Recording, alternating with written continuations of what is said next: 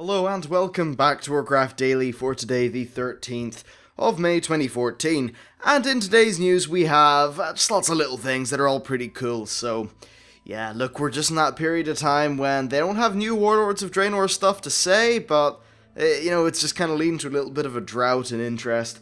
Hopefully though, that will be solved soon. I'd imagine that within the next week or two we're going to get some really meaty blogs from them, especially on garrisons. Anyway, so the first part of today's news actually comes from MMO Champion. They have this way of basically parsing armory data and then using that to find out percentages of players that have done a certain thing. This time, it's the percentage of players who have defeated Siege of Orgrimmar bosses. I thought it was actually quite interesting. So what we see in this graph here is that LFR Wing 1 is about 71.3%. LFR Wing 2 is about 64%, LFR Wing 3 is about 58.9%, and then LFR Wing 4 is about 51%. So there's actually a very steady drop-off there, and that proportional drop-off is largely the same for Flexible. However, I think you can see here in the numbers, I'll put these up obviously, but the people who have got enough commitment to get to say Malkrok and Flex generally do end up going the distance, far more so than the people who would have just say killed Flex and Mercius. And then again, when you look at the normal mode progression, and this is something that really struck out to me, it's so damn smooth. Look at that. It is just one really smooth curve, and I think that definitely shows how well Blizzard balanced the difficulty curve of Siege of Orgrimmar. When I think back to Throne of Thunder as a 10-player group, when we had things like Council and Horadon being disproportionately hard in 10, and just lots of difficulty-related issues in terms of it not being a smooth curve, Siege of Orgrimmar was just such a marked improvement, it really was. That's something that I just was very happy about when I went in. And we've also seen that they're not really planning on nerfing it massively before 6.0. I think the 6.0 changes are actually going to make Siege quite a bit easier, hence them removing a bunch of achievements. But yeah, they haven't really needed to nerf Siege of Orgrimmar to get people through. There's just been lots of steady progression. So I think it really is a very well-made raid tier. However, because it's so linear, I guess that, some people have probably been burnt out by that, and it's often very samey if you're, sort of stuck grinding there for a long time. I'm lucky in that basically I end up doing a farm run once or twice a month with my guild, and that's about it. Because we sort of done a lot of the normal mode content, and we're having sign-up problems for heroics, so I think in that capacity, it's definitely very enjoyable. Still though, it was a great raid tier. I think just the hyperlinearity is a problem, and moving into Warlords of Draenor, I think that things could be a lot better. And I do hope, though, that they manage to maintain this smooth difficulty, because it really is nice. And it's very good for guilds who are just trying to get into raiding, or maybe guilds who are just trying to get into Flex. They're presented with a smooth, understandable, and relatively, just easy enough to kind of get your head around difficulty curve. And the cool thing about the curve as well is that maybe it isn't really shown now, because with the later parts of Siege of Orgrimmar, the people who wanted to kill Malkrok onwards, they kind of have, but at least in month 1 or month 2, you did see a noticeable increase in difficulty in the later bosses, so I just think it was a fantastically well done and well balanced tier in terms of difficulty. And though I can't speak for heroic modes, I haven't played, I don't play heroics. Well, I think I've killed maybe Protectors and Nourishan on Heroic, or maybe the Shah, but that's about it. Still, interesting stuff, and yeah, let me know what you think about Siege of Orgrimmar, and are any of you in a guild that's just been kind of doing the slow and steady progression through, and sort of, being availing of this difficulty curve? Yeah, it'll be interesting to know. Then one final stat, it's just the percentage of players who have completed Siege of Orgrimmar on any difficulty, and Wing 1 is 74.5%, Wing 2 is 68.8%, Wing 3 is 64.6%, then finally Wing 4 is 55.5%, and just to bring things into contrast, Glory of the Siege of Orgrimmar Raider is a 3.8% completion rate. Interesting. Just over half of the current player base, or at least of this sample of 2.7 million players, have actually finished off the Siege of Orgrimmar and killed Garrosh, or defeated Garrosh completely.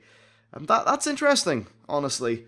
Though I guess there is a decent amount of dedication needed to go through every single wing of the LFR, and I can totally understand maybe some of the PvP community or the people who are maybe just interested in mounts and pet battles and sort of the other parts of the game just not really having any want or need to go into LFR. And that's pretty understandable. You know, I've had to run through LFR quite a few and numerous different characters, and sometimes it really does wear thin on me, you know? And when you're dealing with the tank leaving, or in my case, the other tank leaving, or a few healers leaving, and then you're stuck just waiting there for half an hour, and unfortunately, you're not able to just go out and do some timeless idle quests because you don't get credit. That's something I think they should fix, by the way. Anyway, so I just thought it would be interesting to have a look at that data.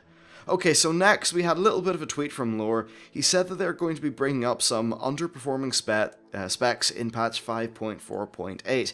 Now that's really all for this bit of news, but 5.4.8 is going to introduce a number of mechanics to increase the speed of the legendary quests. You can check out the specifics on the previous episode of WoW Daily, but suffice to say, it will make the legendary quest quite a bit nicer.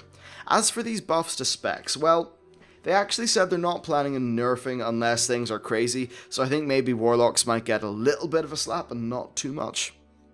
But one of the reasons why they don't want to go like really heavy on the nerfs and really give Warlocks the nerf that they need, I suppose, and at least that's how I read it, is that they don't want that to be a nerf to guilds who are currently progressing, because if you have two Warlocks in your raid, they're doing, say, 240k DPS, maybe 300k DPS each, and all of a sudden they both lose 10% effectiveness, maybe 15.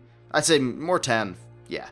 10 if they're on the high end, maybe 5, based on the current numbers that I've seen for Warlocks. And then that's quite a knock to your raid, and they don't want to do that because a lot of guilds have built comps for for this tier. They kind of settled in with that, and they just, Blizzard don't want to break it up. Though if there is a small nerf to a Warlock, then perhaps the slight buffs they'll be doing to the underperforming specs will make up for that. As for what specs are underperforming, I'm not 100% sure. I know that I think Arms Warriors have been underperforming a little bit. And other than that, I'm just really not sure. I know that at lower levels, actually, Windwalker monks don't do particularly well, yet they have some of the highest theoretical DPS in the game because of... It's funny, it's a class that's on the surface very simple, but now that I'm playing my own one at level 90 and doing a lot more research, there's actually quite a lot of depth and precise timings and that kind of thing, and really just needed to play the class to its fullest. Really, really cool class, actually. I love how it plays, and I'm a little bit worried about the Warlord's changes for it and, slowing it down. I'll talk about that in another video, though. Okay, so let's round off today's show with a bit of a chat about some various blue tweets that we've seen. And by the way, apologies if I'm a little bit kind of jittery or jumpy. I actually haven't slept. It's 10 AM. I've been, nearly awake for 24 hours, and yeah, just sleep issues. Great. Anyway, so let's move into these tweets. First of all, we have one from Watcher, and he said that right now, he thinks that perhaps weapons are a little bit too meaningful in terms of player power, and also a little bit too hard to get. Interesting. In terms of too hard to get, well, I mean, in raids, they're raid drops, whatever, that's normal. I think that in the Timeless Isle, though, and being able to get some, maybe even 489 or 496 weapons would be nice, but that's just at a different cost. I think they are quite expensive at the minute, and the nature of Timeless coins is kind of problematic, because each week you're going to get, 2k from the Epoch Stone quest, you're going to get 1k a day, so I guess that's you getting like one piece a week or something, or just over one weapon a week if it's a one-hander. But still, there's just something about the pacing off and the fact that it does, if you want to just, go get a bit of gear in a day, it does require quite a decent little bit of farming anyway. Yeah, weird.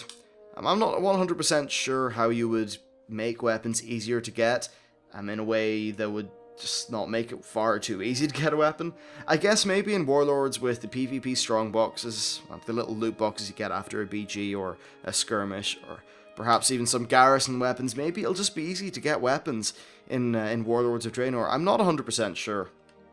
Though, I think that having a lot of power tied to your weapon is interesting. It's a double-edged sword, really, because upgrading your weapon feels great, and it's something you really shoot for. It's a reward to chase. It's something you really want, because you know it's going to have a tangible effect on your character.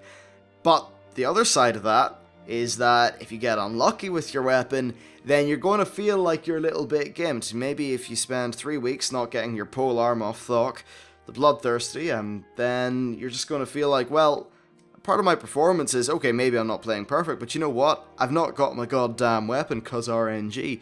So maybe if there was some sort of way of that working out a little bit better. Though I suppose in Warlords of Draenor, with the way they're rebalancing the bad luck protection, you'll be able to target your bonus rolls to a certain item quite a bit easier. So perhaps that'll fix up that issue. Okay, so next, Watcher said that basically Mists of Pandaria lacked an entry-level geared raid instance, and he said that that Warlords of Draenor will. And what does he mean? Well, basically, when you start off in Mogashan Vaults, you had the dogs. Now, the dogs were extremely easy, yes, but mechanically, you know, you're starting off a raid tier, the first raid tier of an expansion with the council fight, generally a little bit more complicated. Maybe if Feng the Accursed had have been the first boss, and maybe Jinrock the Destroyer, I think he was a good example of a nice entry boss. And as much as a Mercius is a boring guy at the minute, you know, he's one of those bosses that just puts you to sleep. But I think your first time through, when your gear actually, you know, you weren't completely out gearing it and you actually had to try to kill those slimes and things like that, then I think actually a Mercius was also a very good intro boss to the Siege of Orgrimmar. So one of those more simple fights, I suppose, rather than the stone guards. I think Feng was pretty fun, and in general, I enjoyed Mogashan Vaults quite a bit. I certainly enjoyed it more than the Heart of Fear, because it was just full of bug people. And actually, Terrence of the Eternal Springs, bar the final boss, who was awful, was a really enjoyable instance to me. So yeah, I think what's going to happen in Warlords is that High Maul is going to be easy. If you are in Paragon, or Blood Legion, or Method, you're going to go in there and just rip it to pieces. You'll get lots of gear, it'll be fun, but here's the thing, it's supposed to be like that, because the reason they'll balance High Maul to be easy is so that it's the entry level for everyone to get into raiding. I would say that perhaps maybe if Mogashan Vaults had been a little bit more accessible and maybe didn't have Elglon problems, then your overall sort of normal rates could have been a little bit higher for the expansion. Now, albeit just a little bit. But of course, what's going to happen, obviously, is the Blackrock Foundry, hopefully, will really step up the difficulty and will feel like that kind of premium tier hard-ass raid it's going to take a lot of effort to do. I hope that's how they're going to balance it. Alright, next, there's a lot of people that were worried about having to regem and re-enchant all the time. That's absolutely a valid thing in Warlords, because, yeah, we're still going to have to swap around gear, and if the same chest is going to do you for your healing spec and, say, your Ret Pally spec, then surely that's going to be annoying for regemming and re-enchanting. Well, the devs said that Warlords of Draenor will have less sockets and enchant slots, so if you do have multiple sets, you won't really have as many duplicate items or things like that. Essentially, there's a lot of stuff that's transferable, so it should be easier to do dual specs than it is at the minute. And yeah, it'll just be a matter of maybe getting a dupe or getting a few of those trinkets and rings and those kind of secondary items, I guess. So yeah, it sounds interesting. Of course, you don't want to have to regem and re-enchant all the time, because since there are less sockets and less enchant slots, the actual gems and enchants, I think, are just going to be more powerful and more interesting. Therefore, they could be a little bit more expensive because of the way supply-demand works and how they'll rebalance that. So you definitely don't want to be just willy-nilly regemming all the time. They'll make sure it works. It definitely seems like an issue that they're aware of. Okay, next, he said that the raid boss skipping feature in Warlords of Draenor will not be retroactively applied to Siege of Orgrimmar in patch 6.0. In case you're not aware, they have a new feature in Warlords where if you clear a wing of a raid a few times, you'll be able to, say, craft a portal or a crystal which will take you to a certain boss. It basically means that after you've proved your ability to do a bit of content, you can then go back and just go to a specific boss. I think that's a really nice quality of life change, but just with the way Siege of Orgrimmar is made and scripted and coded and all those various things, it's just not really feasible, and I would rather they spend time working on the expansion than retrofitting Siege so that its final month is just a tiny bit more interesting. Okay, so next we have a few PvP tweets, and then I'll just finish off the show after that. So, first of all, Helinka said that the loot boxes from the skirmishes and battlegrounds will have a degree of bad luck protection, especially the golden ones. Now, the golden ones have a rare chance of giving you conquest gear, they'll give you plenty of honor gear and various things like that, but they're going to have a good degree of bad luck protection, and then that's basically to make it so that you couldn't just do them for 3 weeks in a row, get no rewards, and then be gimped out of the opportunity to play in a team with a decent rating because you just don't have the gear. So I think that's good, and they should definitely roll up or ramp up the bad luck protection, I think, more in those golden loot boxes than what they do in raids because of the way the PvP works. Okay, so next, Helinka also said that there are no battleground, new battlegrounds planned on the launch, though of course Ashran kinda counts, but he said that they have, quote, other plans, ... Well, I don't know what these other plans could be. I'm guessing there'll be some sort of new battleground as we move forward in the expansion, but there was a Dota test map that was data mined a while ago. However, Helinka did say that it had since been scrapped. Maybe it had just been scrapped from the launch version of Draenor and was going to be pushed back to a subsequent patch as a major patch feature for PvP once they could polish it a bit more. Not 100% sure, but it's damn interesting, and honestly I'd love the idea of playing a little bit of Dota inside WoW. Alright, and then finally there was a little bit of concern about Mythic raid gear being used in PvP, because there are no PvP stats anymore. It's just based off that way that when you enter PvP, well, a PvP's item level, like a PvP item's item level, will, say, increase by 30 to make it better than a PvE one. Which is, of course, I think a very nice little feature, and it's a good way of handling it. But what Helinka said is that Mythic Raiders will have, in PvP, gear that is good enough so that they don't need honor gear, but they will still benefit from having conquest gear. So, if you're full Mythic Raider, you're still going to want to get conquest gear if you want to partake in PvP, though I'd imagine the item level difference would not be ginormous, because I'm pretty sure Helinka said it wouldn't be crazy a while ago. But of course, if you want to be competitive, you need the numbers, so obviously you would want to go for that conquest gear. Anyway, that is about it for the show. We have went for 17 minutes and 3 seconds. I don't know if that's a new record or not. It's funny, it's nice when there's a lot of tweets and just things that can be freely discussed about. It's odd, when there's a whole bunch of just flat out information, you just kind of rattle off the information and then boom, show over, done. At least there can be a bit more discussion here, and it's sometimes more fun to record an episode like this. Anyway, hope you enjoyed it and all that stuff. If you did, that like button helps me out a ton, so does the sub button and all the various links in the description. And with all that said, thank you very much for watching, and I'll see you next time.